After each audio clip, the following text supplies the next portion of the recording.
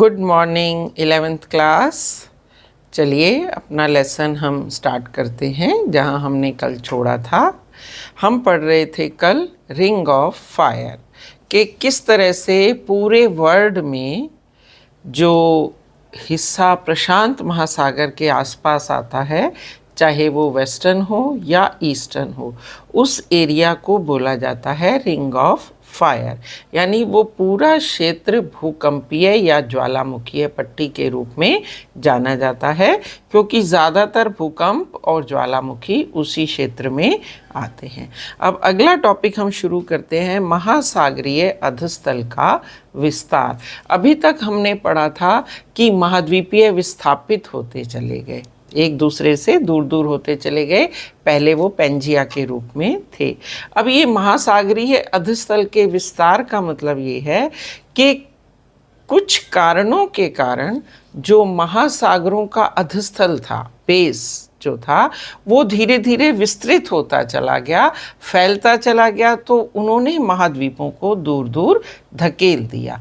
अब कई कारण हो सकते हैं, जैसे बुक में ही फर्स्ट कारण दिया हुआ है कि महासागरीय कटकों के समीप, यानी जो महासागरों में थोड़े ऊंचे भाग थे, उन कटकों के समीप ज्वालामुखी उद्गार हुए।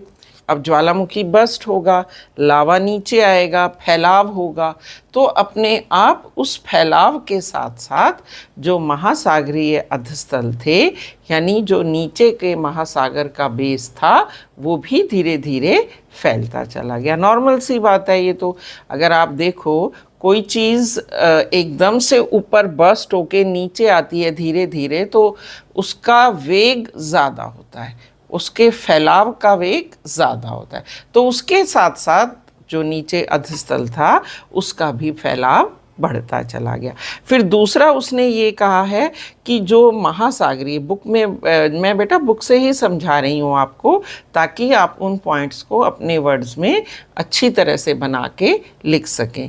अब नेक्स्ट पॉइंट है कि महासागरीय कटक के मध्य भाग के दोनों तरफ जो चट्टानें पाई जाती हैं, उनके निर्माण में जो है और संरचना और साथ में उनका जो संगठन है, ये पाया गया कि उनकी आयु बिल्कुल सेम है, यानी उनमें सिमिलैरिटीज़ पाई जाती हैं। यानी जो महासागर और जो महाद्वीपीय सीमा क्षेत्र है और जो महासागर के नीचे चट्टानें हैं, उनकी सिमिलैरिटी है, उनमें समानता है, उनकी आयु, उनकी संरचना, उनकी बनावट, वो भी सब सेम है, जो ये बताता है कि ये महासागर जो है महाद्वीपों के आसपास वाले क्षेत्र से जुड़े हुए थे और धीरे धीरे ये अलग हो गए। इसके अलावा सबसे मेन बात कि जो महासागरीय चट्टानें हैं वो नवीन हैं और महाद्वीपीय चट्टानें जो हैं वो पुरानी हैं। इसका मतलब ये हुआ कि पहले महाद्वीप बने और उन्हीं महाद्वीपों से कुछ हिस्से कटे होंगे जो कि महासागरों के अधस्थल पर जमा हो गए। और हमने ये पढ़ा ही है कि पहले पेंजिया एक भूखंड था, फिर पैंथालासा सागर आया, या पैंथालासा सागर से निकलते हुए कई ओशियंस आए। तो ये उन्हीं फैक्ट्स को बता रहे हैं। फिर थर्ड में उन्होंने यही बताया कि महाद्वीपीय परपटी की चट्टानें जो हैं वो महासागरीय परपटी से ज़्यादा नहीं हैं। फोर्थ पॉइंट ये है कि गहरी खाइयों में भूकंप के उद्गम, खाइयों मतलब वही समुद्र में या वाटर बॉडीज़ में जहाँ भी भूकंप होते हैं, उनका उद्गम के पानी में तो कुछ लहरें आएंगी ना, जो तलहटी है क्षेत्र, उद्गम क्षेत्र तो भूकंप का वहाँ पे होगा, तो वहाँ पे गहराई में भूकंप के उद्गम क्षेत्र हैं और मध्य महासागरीय कटकों के क्षेत्र में भूकंप उद्गम केंद्र कम गहराई पर हैं। सिंपल सी बात समझ लो कि महासागरों में जो भूकंप आते हैं उनके उद्गम क्षेत्र जो हैं वो ज़्यादा गहराई पर हैं और महाद्वीपों में या कटकों में जो उद्गम क्षेत्र हैं वो ज़्यादा गहराई पर नहीं है, वो थोड़ी कम गहराई पर हैं। तो इन सब बातों से ये सिद्ध हो गया कि महासागरीय अधस्थल का विस्तार हो रहा है, हुआ है भूतकाल में और वर्तमान समय में हो भी रहा है, क्योंकि कई ऐसी जगहें हैं जहाँ पर विस्थापन अभी भी दिखाई देता है। फिर एंड में ये आए मिस्टर हेज, जिन्होंने इन सभी के आधार पर ये बताया कि सागरीय अधस्थल का विस्तार हुआ। तो अगर पूछा जाए सागरीय अधस्थल विस्तार की परिकल्पना किसने प्रस्तुत की और कब, तो आएगा 1961 में हेज ने प्रस्तुत की।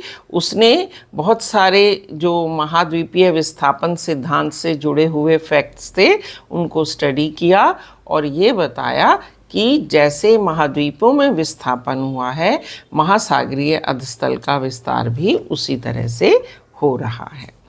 क्लियर हो गया। अब महासागरों में ज़्यादातर जो भी अधस्थल का विस्तार होता है उसका मेन कारण जो है वो ज्वालामुखी ही है। ज्वालामुखी उद्भेदन से होने वाले लावे के फैलाव के कारण ही महासागरीय अधस्थल का विस्तार हो रहा है, यानी वो उसको धीरे धीरे प्रॉपर्टी को दोनों तरफ धकेल रहा है।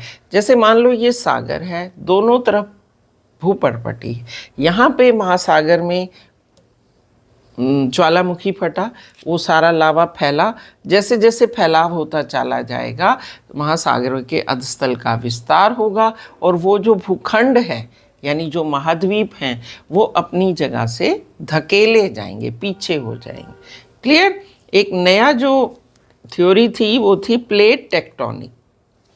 बार बार मैं बोलती हूँ, आपने सुना होगा जब मैं भूकंप करा रही थी तो मैं आपको बार बार यही कह रही थी कि प्लेट्स मूव करती हैं। तो ये प्लेट्स वाली थ्योरी किसने दी? ये दी मैकेंजी और पार्कर। मैकेंजी, पार्कर और मॉर्गन ने 1967 में, अगर आप डेट देखेंगे तो आपको अंदाज़ा हो जाएगा कि ये ज़्यादा पुरानी थ्योरीज नहीं है, अभी भी स्टडीज़ चल रही हैं जिसके आधार पे ये सिद्धांत बनाए जा रहे हैं। तो 1961 ने हेज ने बताया महासागरीय अधस्थल का विस्तार।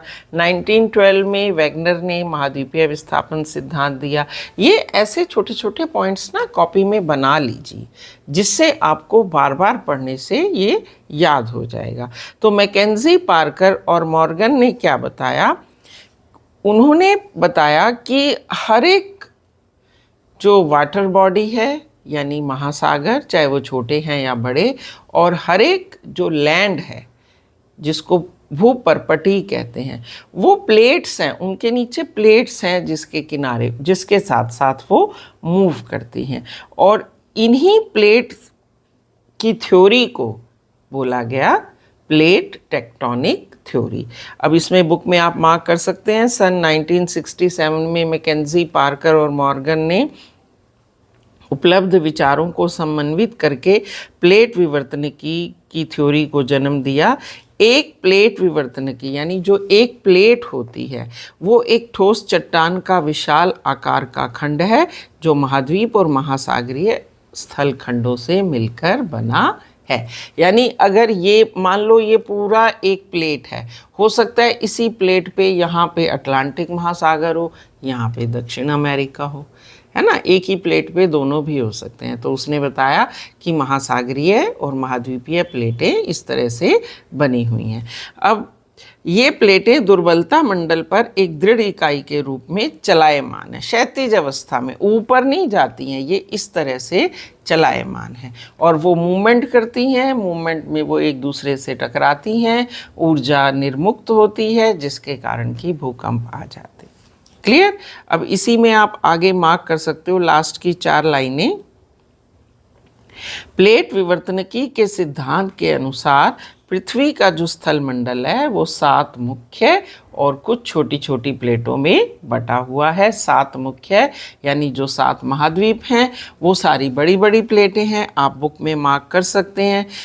पेज नंबर 37 पे 7 प्रमुख प्लेटें हैं जिसमें उन्होंने दिया अंटार्कटिक, उत्तर अमेरिका, दक्षिण अमेरिका, प्रशांत महासागर, इंडो ऑस्ट्रेलियन और न्यूजीलैंड, अफ्रीका और यूरेशियाई प्लेट। यूरोप और एशिया बेटा बहुत पुराने टाइम में यूरेशिया ही कहलाता था और यूराल पर्वत जो थे वो बाउंड्री माने जाते थे जो यूरोप और एशिया को अलग करते हैं। ये तो धीरे धीरे पॉलिटिकल एजेंडाज बड़े होते चले गए और देशों का विभाजन होता चला गया। यूरोप और एशिया का डिमार्केशन इस तरह से हुआ। पहले इसको यूरेशिया कहा जाता था और ये है भी एक ही प्लेट जिसको यूरेशियाई प्लेट कहा जाता है। तो यूरोप और एशिया तो एक ही प्लेट हो गई, फिर बाकी सारे महाद्वीप हो गए 5, और एक उसने बताई जो सबसे बड़ी प्लेट है वो है प्रशांत महासागरीय प्लेट।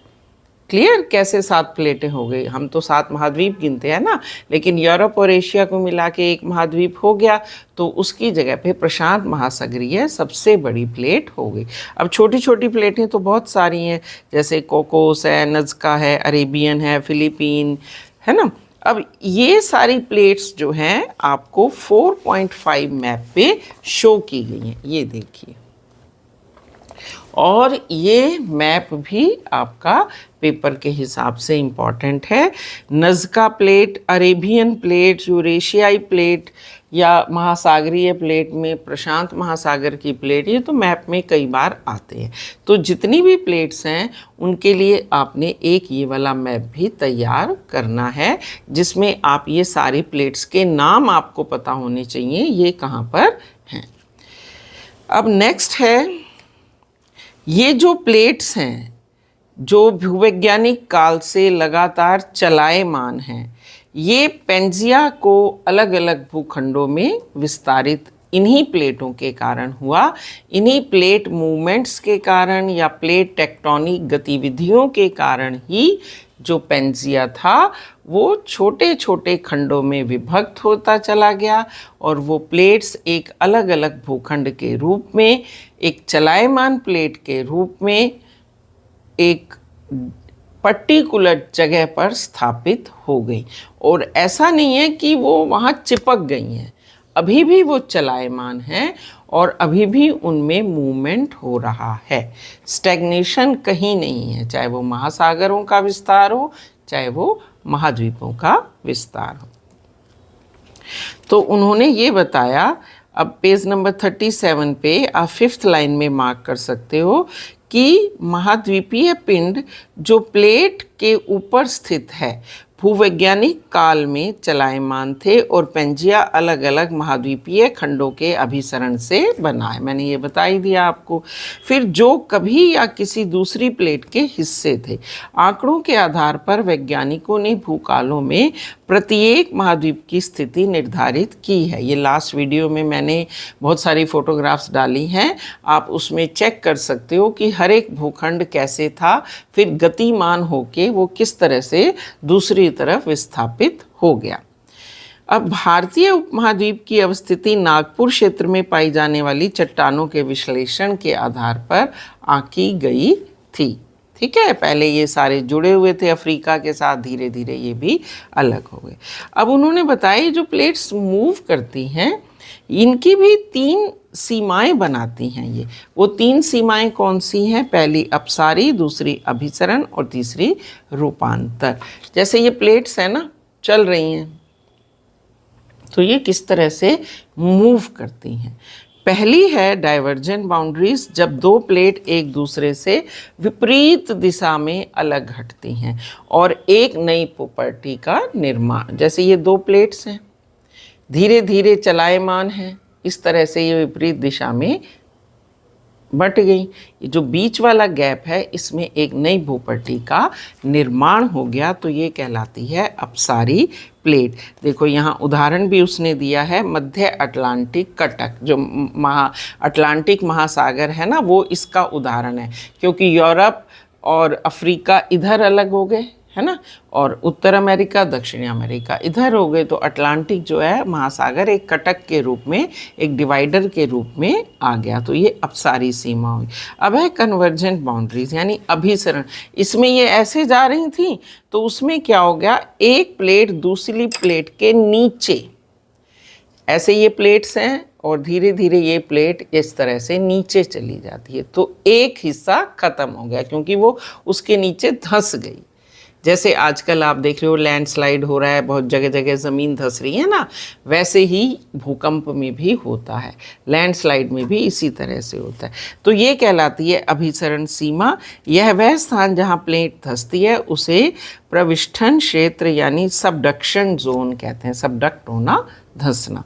अब इसमें क्या क्या है, इसमें क्या होता है, ये महासागरीय और महाद्वीपीय प्लेट में भी हो सकती है, और ये 2 महासागरीय प्लेटों में भी हो सकती है, 2 महाद्वीपीय प्लेटों में भी हो सकती है। इसका मतलब क्लियर हुआ स्टूडेंट्स कि ऐसे भी हो सकता है, एक महासागरीय प्लेट हो, एक महाद्वीपीय प्लेट हो, और ये महाद्वीपीय प्लेट सबडक्शन जोन बन जाए इस तरह से, ये सागर के अंदर समा जाए। तो ये महासागरीय प्लेट हो गई, ये महाद्वीपीय प्लेट हो गई। ऐसे भी हो सकता है दोनों ही महाद्वीपीय प्लेट्स हों और एक महाद्वीप दूसरे महाद्वीप के नीचे, जैसे लैंड नहीं होती है, यहाँ पे लैंड है, ये लैंड ऊंची थी, धीरे धीरे धीरे धीरे ये सबडक्ट कर गई, नीचे धंस गई।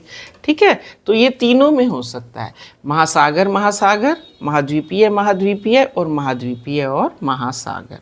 थर्ड और लास्ट है रूपांतर सीमा।